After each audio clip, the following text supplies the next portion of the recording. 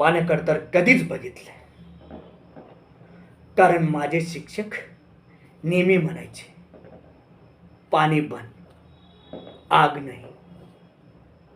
मी तर जग जाळून टाकायला निघालो होतो.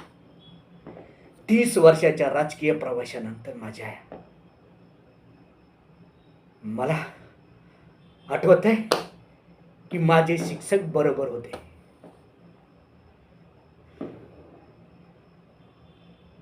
तुम्ही मला मूर्ख समजत असता. तुम्ही कोणाला विचारून माझ्या पक्षाच्या कार्यालयात घुसले.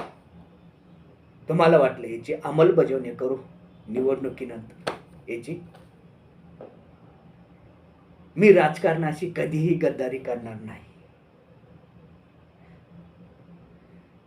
माझ्या पक्षाच्या कुठल्याही सदस्याने गद्दारी केली ना, त्याचा माझ्या पक्षाच्या कार्यालयातला शेवटचा दिवस असेल. कारण सिंह जरी म्हातारा झाला ना,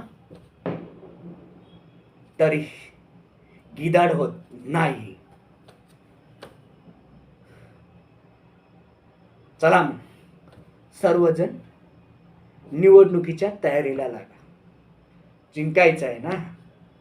आणि आपण नाही जिंकलो तर दुसरं कोणी जिंकेल, आणि ते मला कदापिही शक्य नाही.